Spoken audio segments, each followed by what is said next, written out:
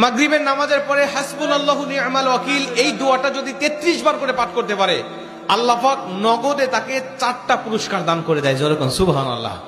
এবং এই পুরস্কারগুলো আপনি নিজের চোখে দেখতে পারবেন যে হাসবুনাল্লাহু নি'মাল ওয়াকিল এই দোয়াটা পাঠ করার কারণে আল্লাহ পাক আপনাকে কি কি বেনিফিট দান করেছে।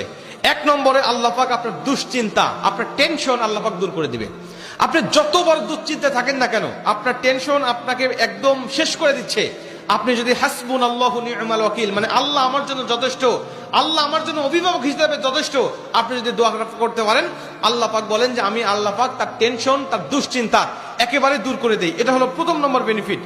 দ্বিতীয় নম্বর বেনিফিট হলো যে এই দোয়াটা যদি কোনো ব্যক্তি নিয়মিত পাঠ করতে পারে, রাসূল সাল্লাল্লাহু আলাইহি ওয়াসাল্লাম বলেন যে আল্লাহ রাব্বুল আলামিন তার বিপদ আপদ বালা মুসিবত আল্লাহ পাক দূর করে দেয়। এটা আল্লাহ পাক নিজেই তার জন্য সাহায্যকারী হয়ে যায়।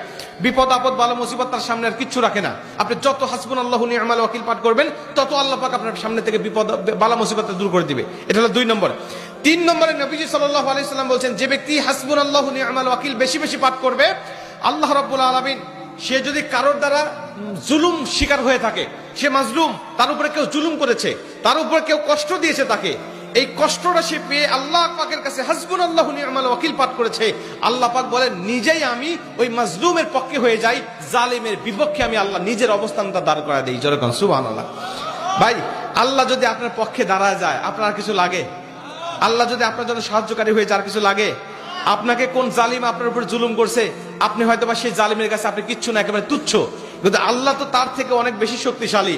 আল্লাহ পাক বলে যে আমি তখন ওই মাজলুমের পক্ষে দাঁড়া যাই, ওই জালিমের বিপক্ষে দাঁড়া যাই, আমি আল্লাহ আমার নিজের মতো করে আমি তখন বিচারটা শুরু করে দেই। যেরকম সুবহানাল্লাহ। এজন্য যদি কেউ আপনার উপর জুলুম করে, আপনি হতাশা হবেন না, আপনি কষ্ট পাবেন না, আপনি আসমানের দিকে মুখটা উঁচা করে বলবেন হাসবুনাল্লাহু নি'মাল ওয়াকিল নি'মাল মাওলা ওয়া নি'মান নাসির। আপনি এই দোয়াটুকু শুধু পাঠ করবেন, দেখবেন যে আল্লাহ পাক আপনার সব হতাশা, সব দুশ্চিন্তা, সব টেনশন আল্লাহ পাক মুহূর্তের মধ্যেই আল্লাহ পাক আপনার দূর করে দিয়েছে। যেরকম সুবহানাল্লাহ। এবং 4 নম্বরে রাসূল সাল্লাল্লাহু আলাইহি ওয়াসাল্লাম বলছেন যে তাকে আল্লাহ পাক দুনিয়া এবং আখিরাতের কল্যাণগুলো আল্লাহ পাক তাকে দান করে দেয়।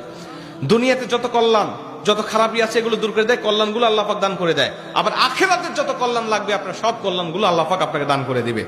আল্লাহ পাক আমাদের সবাইকে এই 4টি ফজিলতগুলো পাওয়ার আশায় হলেও আল্লাহ পাক আমাদের সবাইকে এই হাসবুনাল্লাহু নি'মাল ওয়াকিল এটা মাগরিবের পরে 33 বার, অনেক মুহাদ্দিস বলেছেন ফজরের পরে 33 বার, যদি কোনো ব্যক্তি 11 বার পড়তে চায় সমস্যা নেই, কিন্তু 33 বার পড়তে পারলে সবচেয়ে ভালো ফলাফল পাওয়া যায়।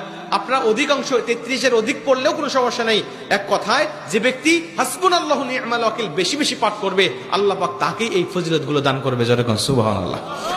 যতগুলো আমলের কথা বলা হয়েছে আল্লাহ পাক আমাকে সহ সবাইকে